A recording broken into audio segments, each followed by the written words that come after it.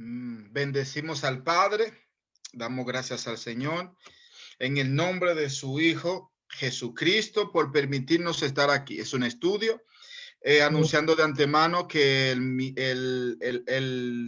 miércoles tenemos el culto que hacemos todos los miércoles y el jueves vamos a hacer una extensión con otro culto de sorpresa, ¿vale? Así que el jueves también tenemos culto de sorpresa y mañana no olviden, a los que quieran y desean también, pueden pasar y entrar a lo que es el estudio de los martes. Recuerden que yo siempre le digo, mientras más buscamos de Dios, mejor es. Yo siempre le digo eso de mi parte no hay que decirlo. Mientras más buscamos del Señor y estudiamos, sabiendo y conociendo y leyendo, estudiando cada cosa que yo digo y cada cosa que le puede enseñar a otra persona, es lo mejor. Así que recuerden, esta semana lo tenemos así. Mañana está el maestro Randall, Servo Randall, también dando enseñanza que da los martes. El miércoles el culto con los pastores y luego el jueves tenemos otro culto y ya el viernes, si Dios no lo permite, algo que está pasando poderoso en London, que es las oraciones. Eso está increíble y por eso nos hemos afianzado a estas oraciones, sabiendo que los que oran al Eterno son los que sostienen este mundo. Amén. Así que Amén. Dios bendiga más. Y vamos a darle continuación a lo que es el Sermón del Monte encontrado en Mateo 5, avanzando ya que tuvimos que detenernos porque vimos cuánto contenido tenía lo que era Mateo del 5 al 13. Tenía mucha sustancia, no pudimos exprimirlo todo, tuvimos que dejar por el tiempo. Incluso del 1 al 13 no pudimos exprimirlo todo y tenemos que avanzar y llegar hasta Mateo 5 del 13 en adelante, que viene siendo, creo que comenzando entonces con el 14, si es en adelante, o el 13, empezando el 13, que está hablando el Señor cuando le da el sermón en el monte, hablando de la sal de la tierra. Amén.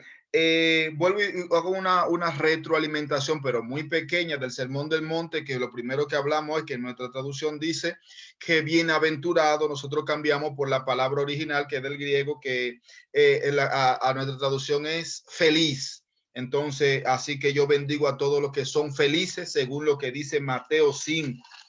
Cuando decía que bienaventurado, pero nosotros no pusimos bienaventurados, sino felices los pobres en espíritu, felices los mansos, felices los misericordiosos, felices los pacificadores, o lo que dice en nuestra Biblia, bienaventurados cuando sois vituperados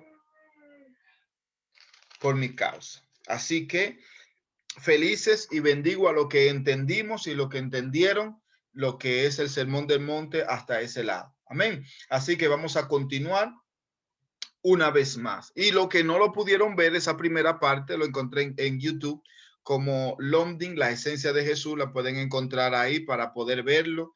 Y si son y se sienten de corazón que pueden verlo, darle un me gusta, suscribirse, también será de ayuda para que, no sé, para que se alimenten ustedes mismos. Ahí no estamos ganando dinero, ni la fama no nos interesa porque somos como algo que rebota. Cualquier gloria que se nos quiera dar de hombre aquí en London se la damos al que se lo merece, que es Yeshua HaMashiach, que es a Jesús.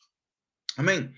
Así que dice, después de terminar la primera parte del Sermón del Monte, en Mateo 5, luego de ver todo lo que se adquiere, lo que hemos tenido, y siendo de la forma que el Maestro nos enseñó, ahora empezamos viéndonos como el Señor Jesús nos ve.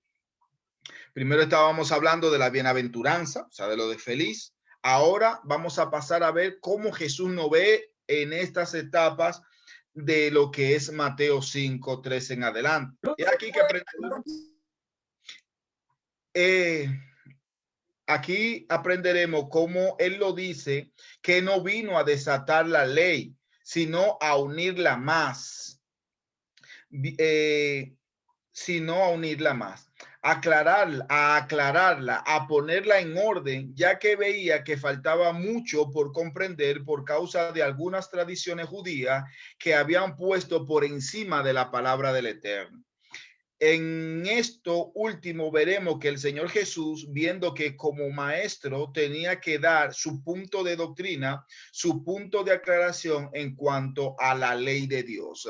Cuando, hemos hablado también que cuando en los tiempos de Jesús que vino el Señor, que sabemos que el mundo existía antes de Jesús, sabíamos que habían leyes antes de Jesús, habían cosas antes de Jesús, y que Jesús vio que ya era el tiempo, el Padre vio que ya era el tiempo de enviar a su hijo para arreglar todas las cosas, para poner todas las cosas en puesto. Cuando el Señor viene, encuentra tanto prácticamente desorden por muchas tradiciones de los antiguos, y él se vio con la necesidad de arreglarlo. Muchos maestros vinieron antes que él y hacían lo que él se mandó a hacer a él, pero ellos no pudieron.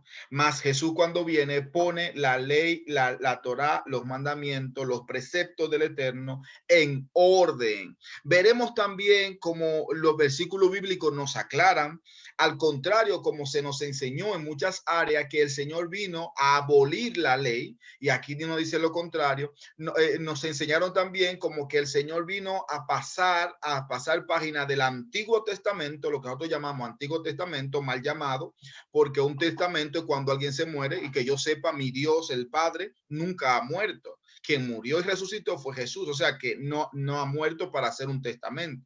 Entonces, las instrucciones que se dio antes, la palabra, la Torá. Bueno, entré tarde, estaba ocupada. Buenas noches. Buenas noches, guerrera. Entonces, lo que se nos enseña, que se nos enseñó en aquel tiempo, que el Antiguo Testamento y cosas así mal enseñado, nosotros debemos de entender que no es así, sino que son las instrucciones que han sido siempre, y que Jesús, al ver que hubo mucha discrepancia, viene y la pone en el contexto donde tenía que ponerse. Amén. Comienza con la sal. En este versículo él comienza con la sal. La sal proporciona a los alimentos, este es el significado de la sal, uno de los sabores básicos. El salado, que es posible percibir debido a que la lengua tiene receptores específicos para su detección. El consumo de la sal modifica el comportamiento frente a los alimentos, ya que es un generador del apetito y estimula su ingesta. Se emplea fundamentalmente en dos áreas: como condimento de algunos platos y como conservante a lo que se salazones de carnes y pescados. Para que ustedes puedan entender, después que el Señor acaba el sermón del, no que acaba, sino que acaba de llamarnos bienaventurados, o sea, felices, comienza a decirnos: vosotros sois la sal. Y ya yo le di la definición antes de lo que es la sal, de lo que somos nosotros. Muchas veces la Biblia no dice todo lo que quisiera decir porque no se puede escribir. Entonces, ¿qué es la sal? Fue la definición que yo te dije así. Te dije ahí, la sal proporciona a los alimentos uno de los sabores básicos, el salado, que es posible percibir debido a que los alimentos, ya que es un generador de apetito. Entonces, si Jesús nos dice que nosotros somos la sal, nosotros somos una generadora de que otras personas quieran y tengan que seguir a Jesús. Vosotros sois la sal para sazonar aquel mundo que está desabrido. Entonces, si el mundo está desabrido, cuando nosotros vamos con la palabra, ellos van a ser salados y van a poder ser bien para salar a otro. Jesús nos está llamando que somos la sal. Esto es como comienza Jesús, como si fuera un nuevo tema dentro de la bienaventuranza. Ya él comienza a vernos a nosotros, o a hacernos ver a nosotros, porque ya él nos ve y ahora él nos hace ver a nosotros como él nos ve a nosotros. Yo no sé si tú te ves como alguien que no tiene sazón, como alguien que no vale para nada, como alguien que ¿qué hago yo en este mundo? Muchas veces también yo me pregunto eso, pero me recuerdo que el Señor dice que yo soy la sal, que yo necesito estar de pies, que yo necesito ir y predicar este evangelio, que yo necesito sanar a aquellas personas que son insípidas, que por algunas razones u otras se han olvidado a qué vinieron a esta tierra, y por lo tal necesitan una Areli, una Zeneida, una Jenny, una Clarisa, todo lo necesitan para poder, escúchame bien, para poder sazonar, necesitan que ustedes entiendan que son la sal. Así se abre el telón nuevamente, Jesús hablando como si fuera otro tema. Así que nosotros debemos de entender cómo Dios nos ve a nosotros y qué es la sal. Ya ustedes saben lo que se dice por ahí. Qué malo es comerse un huevo hervido sin sal. A mi hijo no hay nadie que le dé un huevo ni frito ni nada sin sal. Así que ustedes pueden ver el significado y cuántos valores, cuántos nutrientes, para cuál tantas cosas es importante la sal. Asimismo, ustedes son para el Señor, somos para el Señor. Eso fue la sal. Dice, y así como esta segunda parte del versículo 13 del capítulo 5 de Mateo, diciéndonos o declarándonos como aquella sal y diciendo que si no tenemos ese gusto, de nada valdremos. Ahí sí tenemos que también tener en cuenta. Podemos ver dos connotaciones, una alta y una baja. Es como cuando estamos con la fe en alto, es como cuando tenemos ese primer amor, aún tenemos ese primer amor, esas ganas de hablar de Dios, o sea, sazonar a otro. Ese es la sal que el Señor está diciendo a nosotros, cuando tenemos ese gusto, cuando no somos insípidos, cuando tenemos ese primer amor. Por eso nosotros en London desde el principio hemos enseñado que debemos tener ese primer amor y que nunca se puede ir ese primer amor. Somos comparados como aquella sal que pierde el gusto, y cuando una sal pierde el gusto, se vuelve insípida. Una persona que pierde el primer amor por hablar de Dios es una persona que se vuelve insípida, una persona que ya no vale para nada en un sentido. No me malinterpreten, en el sentido que cuando ya tú dices que no tengo ganas de predicar, es que ya no siento, mira, una persona por ahí con necesidades de tú hacer cosas de la palabra que lleva por dentro de Dios y no la haces, es cuando tú te vuelves insípida. Por eso dice la palabra en Apocalipsis, tengo contra ti que has perdido tu primer amor, vuelves a hacer tus obras anteriores. ¿Por qué? Porque cuando estamos bien salados, cuando estamos bien para sazonar, ¿sabe qué pasa? Tenemos ganas de ayudar a otro, tenemos ganas de hacer cosas por otro, no nos cansamos, y la fuerza no sabemos de dónde nos viene, pero es que está dentro de nosotros porque somos la sal, no hemos perdido el gusto y queremos seguir salando, queremos seguir sazonando para hacer lo que fuimos llamados a hacer en estos tiempos. Alguien quiero que me siga. Tú eres la sal, tú necesitas el primer amor, necesitas mantener ese fuego ardiendo en ti para que puedas calentar a otro que están frío. Amén. El 14, si ustedes, no sé si tienen la Biblia abierta, en el 14, cuando habla de la luz del mundo, dice, vosotros sois la luz del mundo. Una ciudad sentada sobre un monte no se puede esconder, ni se enciende una luz y se pone debajo de un almud, sino sobre el candelero. El 14 nos dice que somos la luz del mundo. Nos siguen poniendo en alto. Mientras tenemos la palabra, que es una lámpara, como lo dice en el Salmo 119, versículo 105, también esto nos hace entender que quien es esa luz, tenemos que dejarla alumbrar. O sea, que quien tenga una pasión por sazonar aquel mundo, por alumbrar aquella oscuridad, o sea, ese amor de Dios por la palabra, tenemos que ayudarlo a avanzar y no retenerlo, porque no se le pone bozal al buey que trilla. Un bozal es cuando tú ves a una persona que tiene tantas ganas de predicar el evangelio, de hablar del amor de Dios, y tú le dices, no, es que tú tienes el amor, tú se te va a ir eso. Y en vez de ayudarlo, lo que tú estás es matando a esa persona que necesita crecer. Automáticamente tú le dices, no, eso es porque tú tienes el primer amor, no esto, lo estás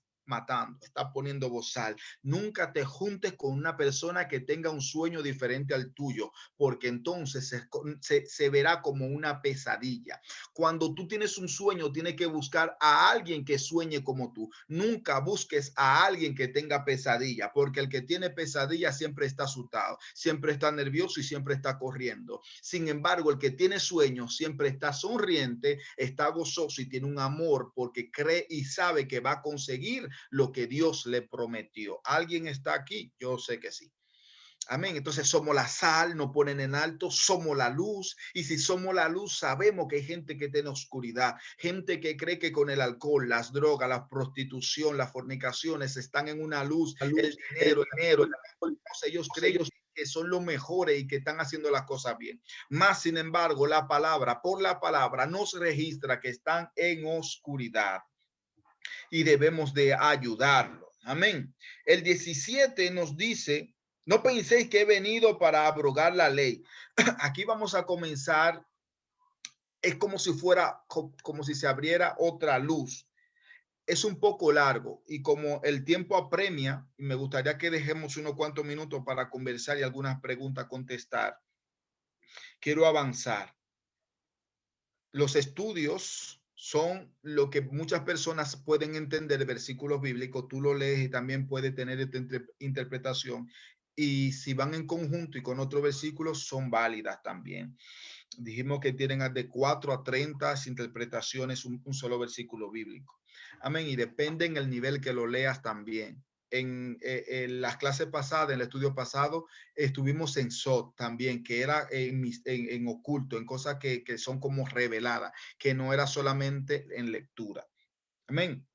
El 17 comienza, nos dice bien claro, nos dice bien claro lo contrario de los que los divisores de la historia han propuesto. El 17 nos habla bien claro de que lo que nos decían los divisores a través de la historia. Aquí Jesús, a diferencia de lo que dicen que él vino a poner una nueva religión, nos enseña que vino a afirmar la que estaba.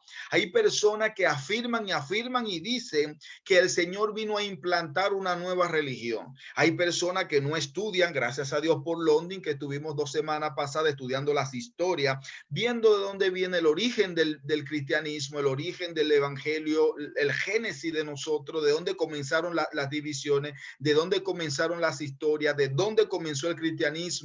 Y podemos ver que, como dicen mucho y se sabe, que Jesús no vino ni siquiera a escribir un Nuevo Testamento. Jesús no vino ni siquiera a formar una iglesia, porque cuando decimos Jesús vino a formar la iglesia, estamos hablando de una cosa que nunca aparece en la Biblia. Jesús vino a reafirmar. Quien vino a hacer iglesia fueron 3 siglos después, cuando las cosas se dividen por falsa creencia, y ahí es cuando vienen odios, rencores, guerras y muerte por las divisiones. Mas Jesús nunca quiso eso y la Biblia no los comprueba. Amén. Entonces, Jesús lo dice claro, no penséis que he venido para abrogar la ley y los profetas. No he venido a abrogarla, sino a cumplir. Eso tenemos que dejarlo claro.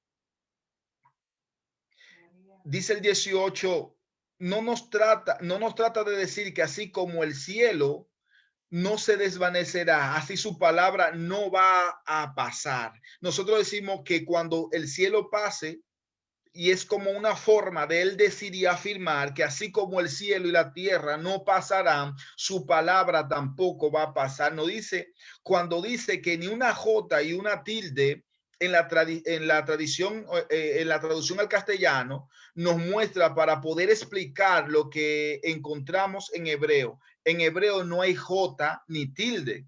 En hebreo hay una iot y una heit o una het.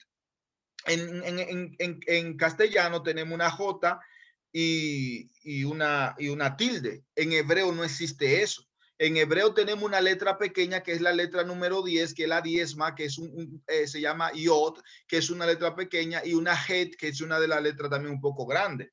Entonces, lo que Jesús está diciendo ahí, que no va a pasar ni la Yod, ni una letra pequeñita, ni una Het, una letra de las grandes. Entonces, eso es lo que nos quiere decir en la traducción nosotros, para que nosotros entendamos. Nuestra Reina Valera, por ejemplo, nos enseña que la Biblia, su palabra no va a faltar, que no va a desaparecer, que él mismo vino a hacer que se cumpla. Él vino a afirmarla para que nosotros vivamos por ella. Amén. Así que esas son cosas que tenemos que tener muy en cuenta y muy claro, que el Señor no vino a hacer otra religión, que el Señor vino a afirmar su palabra, porque si Juan 1:1 dice que en el principio era el logo en griego, pues entonces quiere decir que él mismo no se va a desvaluar. No sé cómo muchas veces nosotros leemos y no entendemos. cómo el Señor Jesús, siendo la palabra de Dios, siendo el Señor Jesús el logo, que según el griego, cómo él vino, según otras religiones, a desvaluarse el mismo. No tiene ciencia si estudia. Si eres de lo que te deja llevar por lo que diga Oliver o lo diga el otro sin estudiarlo y no ser como lo debería, que aún Pablo hablando, ellos estudiaban. Entonces, si tú lo haces como lo debería, te darás cuenta si lo que yo digo es cierto o no y podrás discutir. No solamente porque aquel lo dijo bonito, aquel lo dijo con sazón. No, no, no. Es estudiarlo, buscarlo. Asimismo, el Señor te dice claramente, yo no he venido a devaluarme yo mismo si soy la palabra. Yo vine a hacer que se cumpla. Aquí ustedes por la tradiciones, que no tiene que hacer así, que con que diga esto, que aquí, esto. No, no. Vamos a poner esto en contexto. Vamos a ponerlo esto como yo lo mandé al principio, como mi padre lo mandó al principio. Amén. Entonces, esas son cosas que tenemos que tener claro. En hebreo no existe lo que es una J o una tilde. Existe lo que es una hate o una G. Existe lo que es una yod, que es la letra más pequeñita, es la número 10 y por eso se trae en hebreo como que es un misterio de una 10 letra que es el diezmo. ¿Por qué diezmo? Porque es una letra pequeñita y nosotros los latinos damos de diezmo un 10%. En Israel se da hasta un 30, un 40, un 20. Ellos dicen que mientras Dios más le da, ellos ellos dan más. No sé si Marlene quería hacer una pregunta o lo que abrir el micrófono. Si es eso, que pueden abrir y me dicen quien también tenga a mitad del proceso. Y si lo dejan para el final, mejor. Amén. Seguimos avanzando, ya que dije que era un poquito extenso y todavía el tiempo está bueno. Pero si no les gusta, no se duerman y me lo van diciendo. A veces los estudios parecen pesados, pero es necesario aprender lo que otra persona te puede enseñar sin el conocimiento, tú estudiarlo y buscarlo a fondo. Empezando y leyendo estos versículos que empiezan ahora desde el 19, Jesús aquí dice que cualquiera que quebrara a alguno o quebrantara a alguno de los más pequeños de estos mandamientos, así será llamado en el reino de los cielos. O sea, que en el reino hay posiciones y podemos ganar niveles. Aquí esto es como un poquito cosa, en el reino de los cielos hay niveles y hay posiciones, según lo que nos quiere dar a entender esto. Amén. Entonces, nosotros podemos ver que aquí también Jesús nos aclara que el que no lo cumple, vamos a poner que si fueran 10, los 10 mandamientos, o la ley noágica, que son 7, o las 613 mandamientos que dio Moisés. Vamos a poner los 10, que es lo que nosotros más llevamos, pero la palabra nos dice, nosotros los latinos no guardamos el sábado, y es uno de los 10 mandamientos. O sea que nosotros no guardamos el sábado y no guardamos comemos cualquier comida, van 2 mandamientos menos. Entonces aquí hay un problema, pero lo buscamos en la Biblia y nos ayudamos y vemos que no. Pero hay más términos que Jesús nos da aquí como mandamiento que veremos que no cumplimos. Para que cuando tú vayas a ver a tus hermanos, recuerde lo que Jesús te dijo. Oliver, mírate esa viga de un pino del tamaño de una casa que tienes en tus ojos antes de querer ir a ver la viga, la pajita tan pequeña que tiene tu hermana Arelis Mirqueya. Entonces nosotros tenemos que saber esas cosas antes de querer juzgar. Es lo que nos quiere también decir el Señor aquí, que dice que cualquiera que quebrantara uno de los más pequeños de estos mandamientos, así será llamado en el reino de los cielos, o enseñe de esa forma. Así que tenemos que tener cuidado porque la palabra de Dios no es un juego. Amén. En el 20 vuelve a medir lo que hacemos y si lo que hacemos es igual que el de un impío, no entraremos al reino de los cielos. El versículo 20 que llevamos por ahí, aún falta mucho. Porque os digo que si vuestra justicia no fuere mayor que de los escribas y los fariseos, no entraréis en el reino de los cielos. Yo te lo traduzco en esta manera. Si lo que tú haces no es mayor que aquellos que andan en las calles haciendo diferentes cosas, ten cuidado. ¿Por qué? Porque tiene que saber lo que hace. Tus obras no tiene que saberlo. Tú sabes que yo venía pensando esta mañana cuando venía del trabajo, que si Dios no hubiese dado la boca en la mano derecha, escuchen esto, Si Dios no hubiese puesto la boca en la mano derecha, estuviera hablando todos los días de la mano izquierda. Porque la mano derecha es la que ayuda a la mano izquierda, porque la mano izquierda no tiene fuerza. Pero Dios es tan sabio que no, y parece como tonto lo que digo, pero si lo estudiaran, no. Pero nos lo dio en la cabeza y una sola boca para que hablemos menos y que lo que hagamos no lo tenga que saber nadie. Más sin embargo, hay gente que necesitan que lo que tú hagas se sepa. Hay una historia de un hombre que estaba en una iglesia y cada vez que un predicador se iba a predicar le daba un sobre con dinero para que mencione su nombre y mencione sus obras. Sin embargo, un predicador va un día y él le da el sobre antes de subir al altar para que él mencione su nombre. Cuando el predicador vio el sobre, no mencionó en la predicación entera. El hombre se enfadó mucho, como no mencionó su nombre, un hombre que ofrenda. Y el hombre le pregunta que por qué no mencionó su nombre. Le dijo el hombre, bueno, a mí llegó un cartero y me dio un sobre en una carta con un sobre, y un sobre con dinero y me dijo que no diga nada y que me calle. Y fue el triple del dinero que tú me ofrendaste. Y él no quiso que yo hable. Sin embargo, tú tienes el triple que el cartero y quiere que yo mencione tu obra. Entonces aquí podemos ver gente que hacen las cosas para ser aplaudida, gente que hacen las cosas para que la gente lo vea. Más sin embargo, Dios te está diciendo que lo que hace tu mano derecha, que no tiene boca, que no lo sepa la izquierda. O si hace algo por la izquierda, que no tenga que saberlo el mundo entero. Si tus obras no son más grandes que la de los escribas y los fariseos, vas a tener problemas. Vamos a hidratar. Ese fue el 20. Tus obras tienen que ser mayor. Pero es que yo no voy a estar compitiendo. Nadie te ha dicho que compitas. Solamente te estamos diciendo, fluye a hacer las obras buenas. Fluye en ayudar. Fluye en orar. Fluye en hacer las cosas buenas por los demás. Pero luego vemos con Jesús y la ira. Esto es un subtema que le pone la Biblia. Jesús y la ira. Dice Jesús y la ira del 21 al 26. El maestro nos habla de cómo él está restableciendo lo que las personas estaban tomando por ligereza. Habla de se le abre el micrófono a algunas personas. Habla de no solo matar físicamente. Oye, habla de no solo matar físicamente, sino de enojarte. Aunque sabemos que tenemos varios tipos de enfado. Más aquí no nos habla en la forma de ponernos de enemigo o nos habla de la forma de ponernos de enemigo de manera amarga o de pensar cosas negativas. Aquí es muy importante y quiero que si ustedes se concentren. A veces nosotros vamos de enfadarse. Yo me puedo enfadar, sí, pero no llevo ese rencor. Es un enfado de una limitación. Pero del enfado que Jesús nos está hablando aquí, de un enfado más fuerte. Más él aquí nos habla en la forma de ponernos enemigos de una manera amarga o de pensar cosas negativas. Aquí es donde tiene que tener cuidado, porque muchas veces creemos que la cosa que el Señor nos pone es muy fuerte, pero realmente Él nos quiere aclarar en qué punto es. Pero la Biblia, vuelvo y te digo, nos dice más de lo que nos quiere decir y a veces no lo entendemos. Que pensamos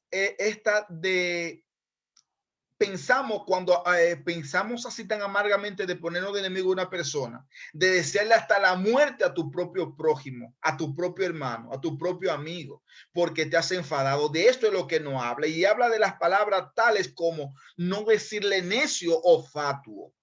Pero nosotros decimos, ¿y qué significa necio? ¿Qué significa fatuo? Si en mi país yo siempre he escuchado que a los niños le dicen, mira, ese muchacho sí es necio, ese muchacho es cierto, depende de la connotación.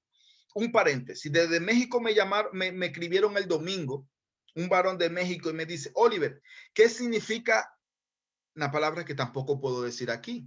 Comienza con, los españoles dicen jo, pero más larga, y termina en der, jo.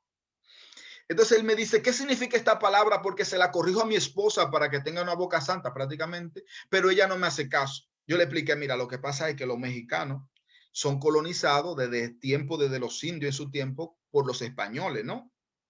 Y muchas de las culturas que tienen los mexicanos son de los españoles. México era de España por mucho tiempo. Entonces, el lenguaje también arrastra muchas cosas de la cultura del lenguaje.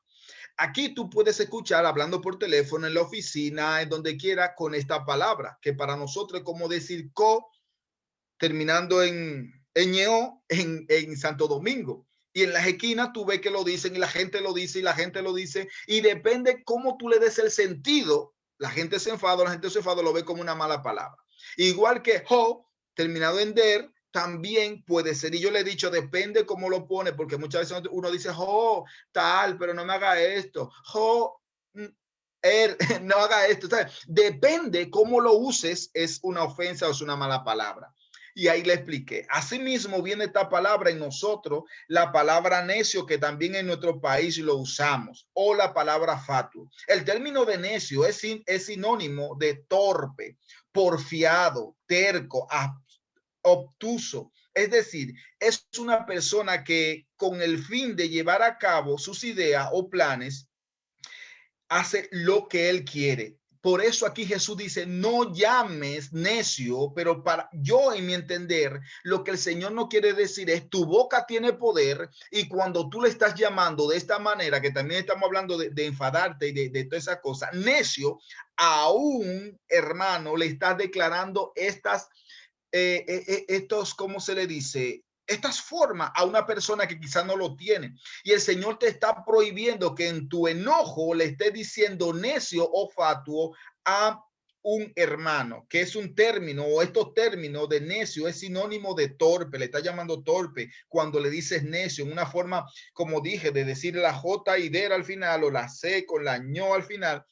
Depende cómo lo use. Jesús dice aquí, cuando te enfadado, le dice necio en tu enfado, le está diciendo, está declarando que es una persona torpe, una persona terca, obtuso. Entonces, esas cosas el Señor quiere que tú la borres de tu boca. En la Biblia se observa el término necio en el Salmo 14:1 y en el Salmo 53:1 que se repite. Cuando se observa, dice el necio en su corazón. Entonces tú no puedes decirle necio en ese sentido. Y si lo ve en la Biblia, lo dice. ¿Qué está diciéndonos Jesús aquí? Pero cuando no estudiamos, nosotros no podemos ver el contexto de la palabra y lo manipulamos a la forma que nosotros queremos. Yo estuve en mi país esos años que estuve, y una vez Nati llega a mi casa diciéndome, Oliver, no se puede decirle necio a la gente. Perdona. Sí, en la iglesia estaban estudiando y ya no se puede decir necio. Digo, bueno, de un momento a otro se cambia de una iglesita pequeña, todo el lenguaje y el contexto cultural y todo a una sola palabra. Y nosotros, que no estudiamos, ya llega y tal, digo, déjate. Y busco mi Biblia y comienzo a rebuscar porque yo tengo ese problema. A mí, para usted engañarme a mi hermano, usted tiene que hacer muchas cositas. Y yo no soy religioso en términos ni siquiera apostólicos de la Biblia, porque la gente no sabe que usa religiosidad cuando con la Biblia usted saca un versículo de uno de los Pablo, Marcos, cualquiera de ellos haya cometido un error y usted lo dice. No tiene que decirlo de manera despectiva, sino decir, mira, aquí tal, ya te pelean, y eso es idolatría, que Jesús también te lo prohíbe, porque esta gente ni siquiera escribieron ellos el evangelio. Tú lo dices algún error y ya te comen. Yo no, yo lo estudio, busco. Y me viene con que no se puede decir necio, fauto, pero ven acá, quita la Biblia, quita y tal, y lo dejé tranquila. Y aquí vemos este contexto a lo que Jesús se refiere de no decirle necio a tu prójimo. Y más cuando estás airado, porque con lo que tú declaras, lo que tú dices, eso sucede. Y tenemos nosotros que tener en cuenta eso. En este contexto, la palabra necio indica que las personas inmorales rechazan a Dios, y no las personas de poca inteligencia, como algunos individuos hacen referencia. Lo dicho anteriormente se deduce porque el necio rechaza a Dios con el fin de vivir una vida llena de placeres y libre de valores morales. El significado de fatuo se refiere a una persona o a un acto que está falto de razón o de entendimiento. También se atribuye a un significado bíblico de fatuo a aquellas personas vanidosas que dentro de ese orgullo pueden resultar ridículas. Fatuo deriva del latín fatus, que significa estúpido, tonto y delirante en sus afirmaciones. el adjetivo fatuo se usa en dos sentidos para calificar a dos tipos de personas. Por un lado, a quienes tienen una actitud presuntuosa, petulante y engreída, pero también para calificar a los faltos de entendimiento, a personas con escasa capacidad para razonar. Jesús hablando aquí, que no parece claramente explicarlo en la escritura para nosotros, nos damos cuenta que lo que nos quiere decir es que si queremos que nuestras ofrendas u oraciones sean escuchadas, tenemos que estar a cuenta con nuestros prójimos o nuestros hermanos que son hechos a la imagen del Padre. Entonces, lo que nos está diciendo Jesús muy claro aquí, tú cuando te enfadas, ten cuidado con la palabra que salen de tu boca. Yo soy evangélico, yo cumplo los mandamientos, yo me voy para el cielo. Ten cuidado, espérate, que esto no es por obra, esto es por gracia. Si nosotros vemos como lo que estamos revisando ahora aquí, ninguno de los que están en London ahora mismo se salvarían, y yo a la cabeza. Porque esto es por gracia, por su gracia, por el sacrificio que él hizo y de arrepentirnos cada día. Pero esto no nos indica, como lo diré quizá más adelante, a que nos hurguemos en el pecado, sino a que nos apartemos de él. Pero si ustedes que están en el evangelio más fuerte no se salvan, ¿qué será de mí que estoy ahora o que todavía no? No se trata de eso, se trata de que tú te limpies cada vez más, que te santifiques cada vez más, para que cuando Él venga podamos acercarnos hacia Él. Esto no es un juego, amados hermanos, esto es algo fuerte, porque nosotros creemos que andando de la manera que nosotros creemos vamos a ser salvos. Y está hablándonos Jesús aquí, no lo llames necio, o sea, no ponga todo esto calificativo sobre tu hermano, que tú no sabes si es eso. Y por la maldición que está creando sobre él, por tu enfado, puede pasarle diferentes cosas. Es lo que el Señor más o menos, a mi entender, nos está enseñando aquí. Así que cuando leamos estos versículos bíblicos vamos a poder tener una perspectiva diferente de la visión a la que el Señor nos quiso trasladar para nuestro pensamiento. Después venimos con Jesús y el adulterio. Bueno, Padre, aquí te está poniendo esto con sazón. Aquí está viniendo la sal. Eso está del 27 al 30. Jesús y el adulterio. ¿Oíste que fue dicho? No cometerás adulterio. Pero yo os digo que cualquiera que mira a una mujer para codiciarla ya adulterado o adulteró con ella en su corazón. Por tanto, si tu ojo derecho te es ocasión, no veo a ustedes ninguno que hayan perdido un ojo, ni lo veo a ustedes sin mano, lo veo a ustedes todo completico. Parece que ninguno hemos pecado, porque tengo mis dos ojos buenos y también tengo mis dos manos buenas. José, te está mirando la mano, que te vi mirando para abajo. La tiene, pero Milqueya también la tiene, la tienen los dos ojos buenos. Pero Jesús aquí dice que si tu ojo derecho es tu ocasión de fue el izquierdo y por eso no se lo sacó, porque Jesús no dice que fue el izquierdo. Ok, y por como no fue la mano tampoco, la mano derecha fue la con la izquierda, que robé, que cogí malo, que pegué. Muy bien.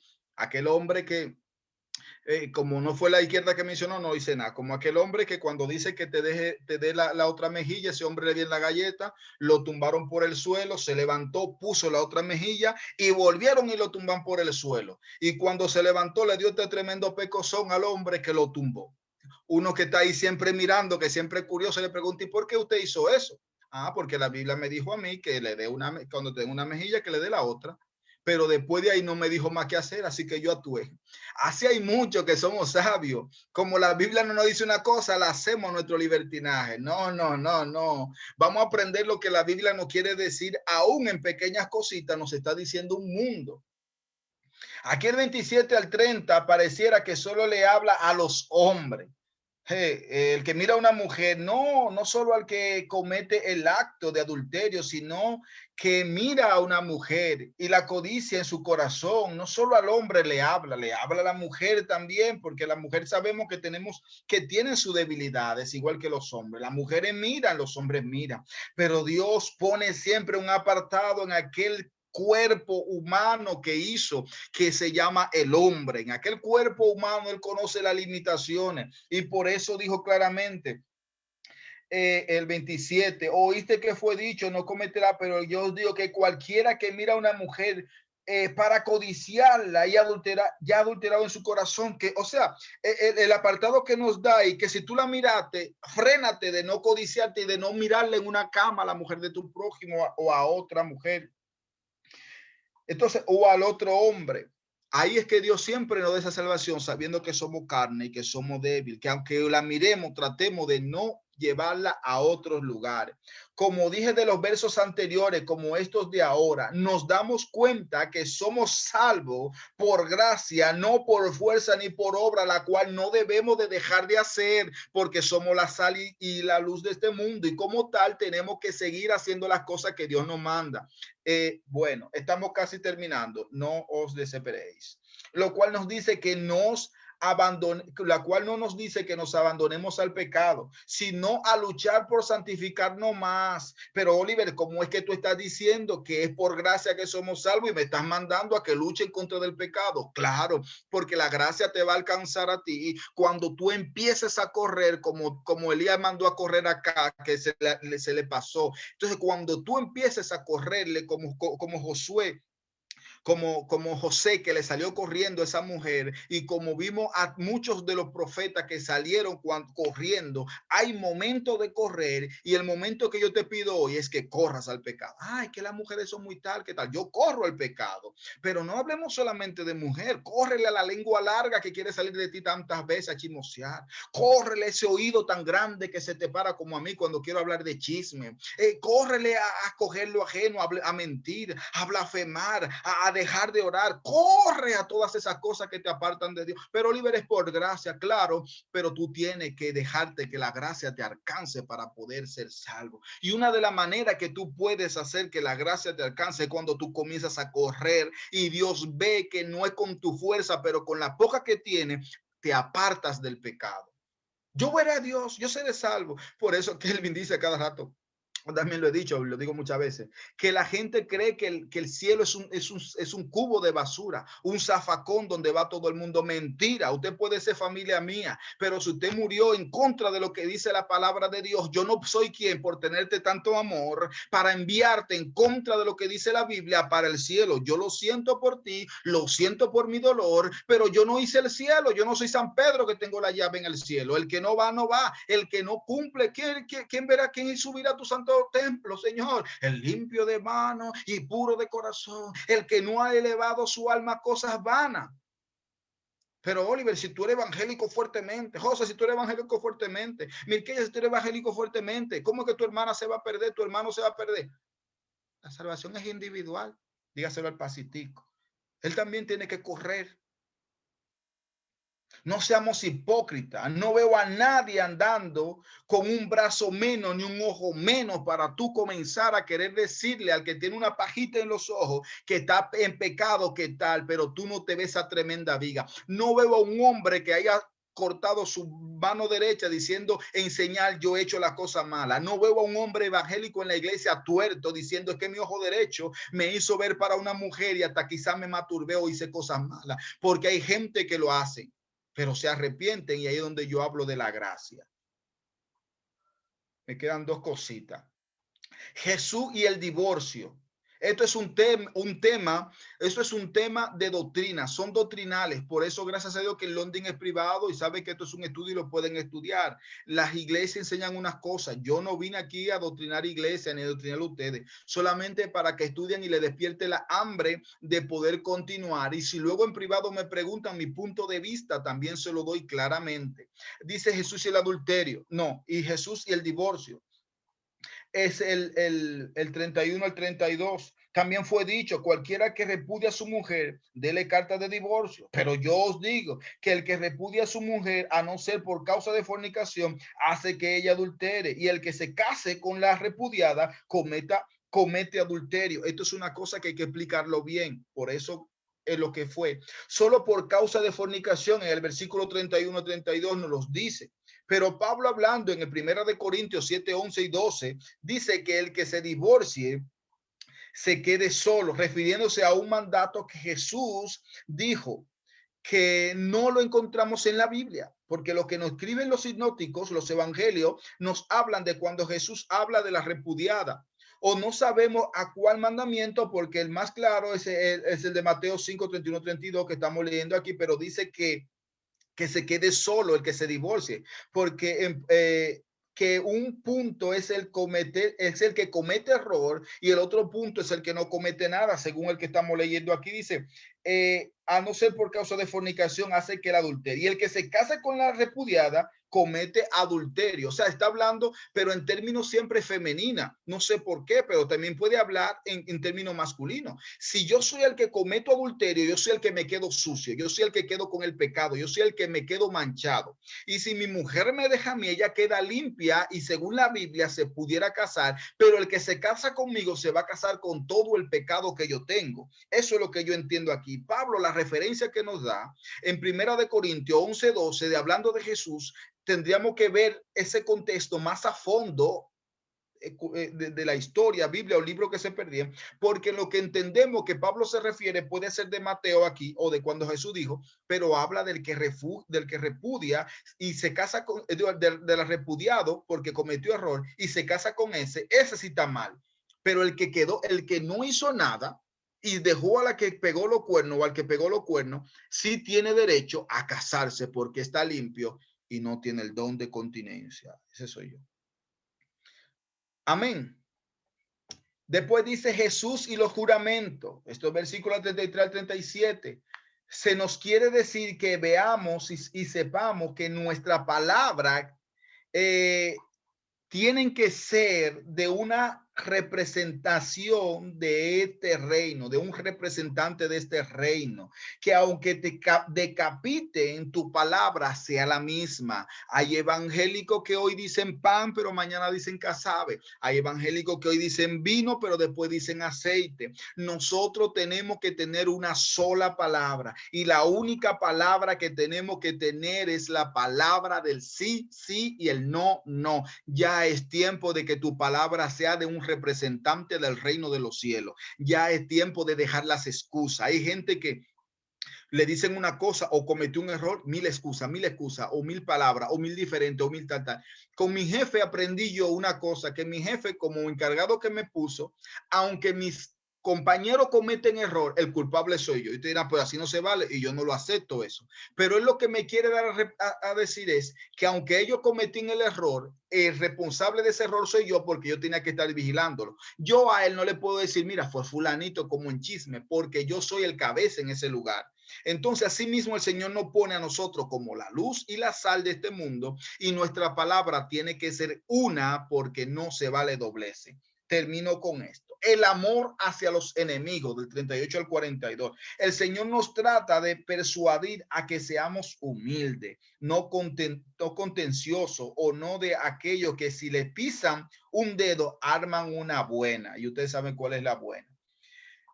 Sino pagar bien por el mal que a ti te hagan. Hay personas que te hacen una cosita y tú ya quieres desfilfañarlo, se quieren demoniar, quieren matarlo, te pongo enemigo, ya ese es mi peor enemigo. No, Señor te manda a perdonarlo, a tener amor y amar aún a lo que se llaman enemigos tuyos.